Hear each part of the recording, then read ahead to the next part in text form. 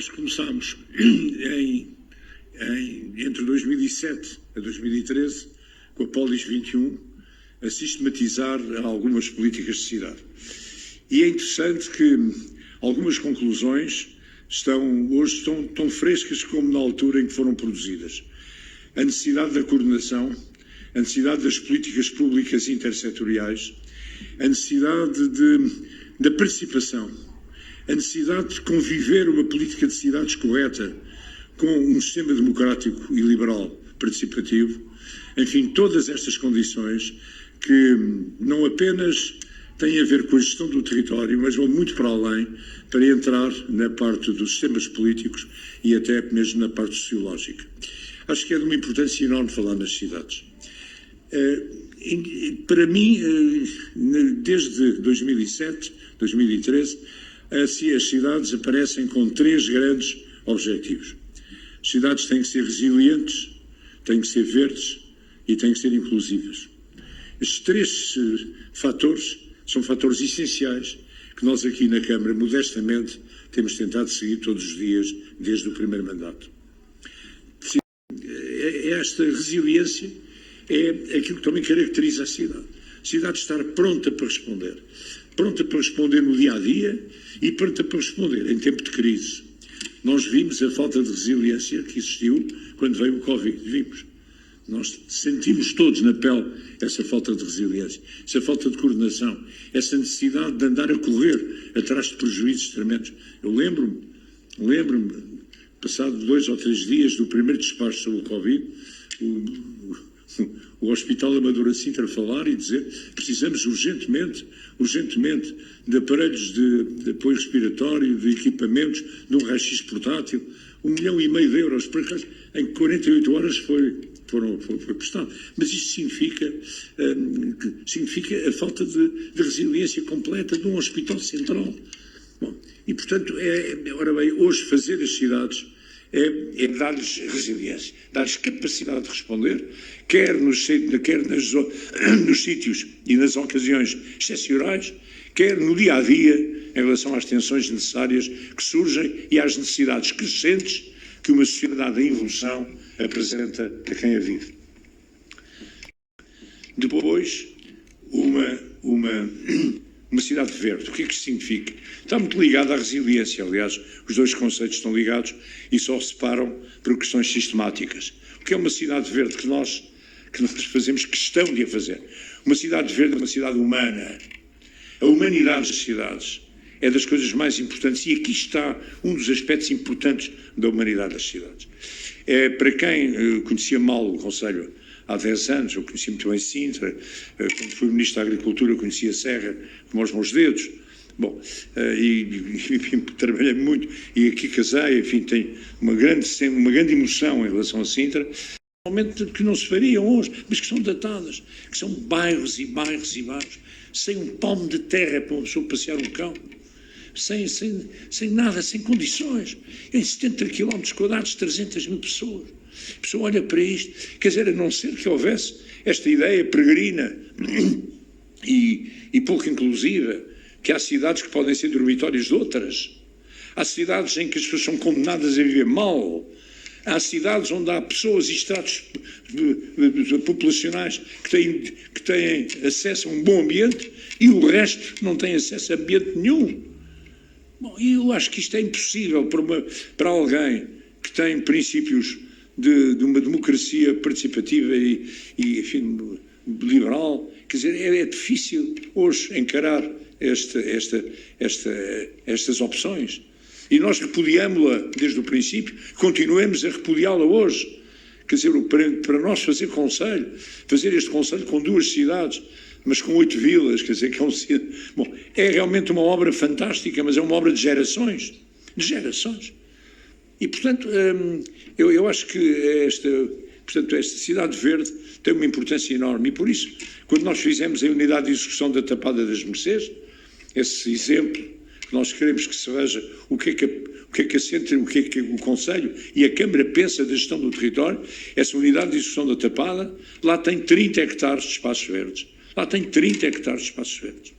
E, por isso, lá temos a Serra da Carreira, com os primeiros hectares, 192 hectares, e por aí fora podemos continuar a dizer. Lá temos o PDM, com cerca de 200 hectares de espaços verdes, e que nós queremos construir, porque é realmente a maneira de não é apenas de valorizar as propriedades, claro que sim, mas também a forma de humanizar as cidades, dar uma dimensão humana às cidades.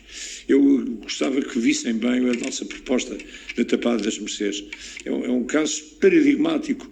Estava aprovada uma urbanização de 400 mil metros quadrados ao lado da Tapada das Mercês, ao lado dessa desgraça que foi a Tapada das Mercês. Esse exemplo daquilo que eu acabei de dizer, de uns e outros, uns que vivem nos palácios no centro de Sintra e outros que vivem nas ruas da Tapada das Mercês, onde já investimos cerca de 5 milhões de euros e continua mal.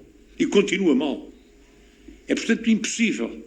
Quer dizer, olhar para uma sociedade que se quer decente e admitir-se naturalmente isto.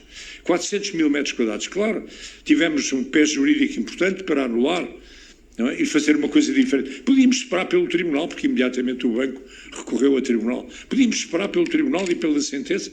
Comigo só o Tribunal Constitucional seria possível aceitar isto. Mas felizmente não, porque nós tomámos a iniciativa, fizemos propostas e a verdade é hoje já desistiram dos processos em Tribunal e hoje já foi vendido aquele território. Aliás, uma grande empresa chinesa, é o primeiro grande investimento chinês em Portugal, é um investimento superior a 100 milhões de euros, e que vai ter que cumprir escrupulosamente aquilo que foi feito e que eles aceitaram. Metade é 200 mil metros quadrados, mas perceberam que é mais importante 200 mil metros quadrados de boa construção e de boa qualidade do que 400 mil metros quadrados, com aquela orientação de uma política de habitação social completamente datada e ultrapassada, porque hoje as casas de habitação social podem não ter o luxo, mas têm que ter a dignidade de qualquer casa onde uma família possa viver. PDM objeto de críticas, claro que sim, muitas. Havia quem entendesse que o PDM compromete excessivamente investimentos, compromete excessivamente as aspirações. E aconteceu isso, se calhar. Mas há uma coisa que é importante, que é preservar o território que ainda pode ser preservado e deixá-lo intacto às gerações que vêm. Aquilo que deve e pode ser preservado.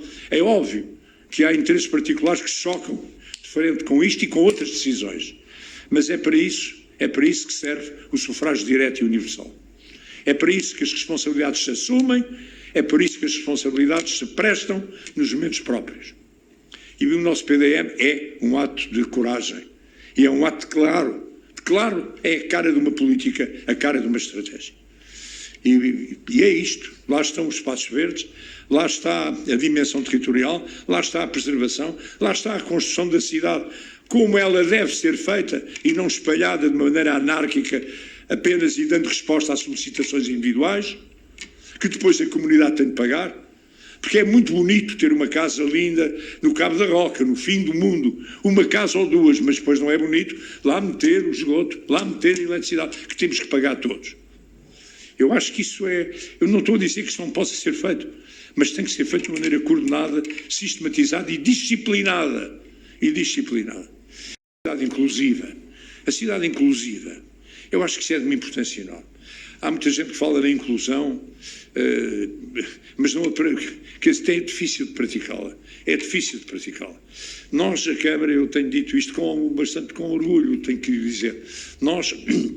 Houve 40 câmaras no mundo que assinaram uma chamada Declaração de Nova Iorque. A Declaração de Nova Iorque foi, em termos políticos, uma declaração forte de compromisso sobre a inclusividade. E nós fomos uma das 40 câmaras que assinamos. Porque eu acredito verdadeiramente na inclusão. Eu, quando me dizem que o país cresce a 2,7%, ou a 3%, ou a 4%, eu fico muito contente, ainda bem que é, mas fico muito mais contente e muito mais tranquilo se a riqueza criada com esse desenvolvimento chegar a todos, ou chegar à maioria. Fico tristíssimo se esse desenvolvimento for 2,7% e perceber que há uma classe média e uma classe média baixa que fica pior do que o que estava. E o crescimento para ela lhe passa ao lado. Portanto, a inclusão é este esforço. Este esforço é que mais vale até poder crescer menos, que beneficie mais gente, do que crescer mais, beneficiando menos gente. É um aspecto importante. É um aspecto importante na economia, Mas é um aspecto também importante nas cidades. É um aspecto também importante. E daí a Smart City ser a Smart do bairro. Porque é importante. É importante isto quando se faz um investimento. Que esse investimento sirva para a maioria das pessoas. Porque esse investimento é fruto do pagamento das taxas dos contribuintes, que têm o direito de receber, em contrapartida, uma prestação social. Tem a ver também com a solidariedade. A cidade tem que ser um polo de solidariedade. Tem que ser um polo onde as comunidades se conhecem e se apoiam. Não há indiferença numa cidade como a gente a quer fazer. Não há indiferença. Há solidariedade. Aquilo que se passa, aquilo que se deve passar aqui, no Cacém, não deve ser, em meu entender, não deve ser completamente aliado do que se passa em São João das Lampas ou em Almargem do Bispo. Quer dizer, claro que são problemas diferentes, responsabilidades diferentes, mas a natureza dos problemas, a natureza das opções políticas podem ser comuns e podem ser trabalhadas em comum. Portanto, esta inclusão que tem a ver com a participação e tem a ver com a justiça e a decência nas sociedades que queremos formar. Em termos de cidade verde que se colocam às cidades, é a transição climática. É o grande desafio, vai ser, o que já é hoje, mas vai ser cada vez mais o desafio do futuro. A gestão da água, a gestão dos resíduos. São problemas que se colocam, são transversais à sociedade. Eu falei só na cidade verde porque me apaixonou a humanização da cidade num território como o de Sintra, como nos foi gerido até hoje. Portanto, portanto, esta visão que informa a SNUP, as National Urban Policies da OCDE, que estão claramente informadas com base nestes critérios, e nós temos que nos regozijar por isso. Por isso, meu caro Casimiro, meu caro Paulo Adreu, muito obrigado por esta iniciativa. Que grande gosto que é estar aqui convosco, com pessoas tão qualificadas, que certamente pegarão nestes temas e hão de lhe dar um sentido e uma utilidade. Vocês já viram?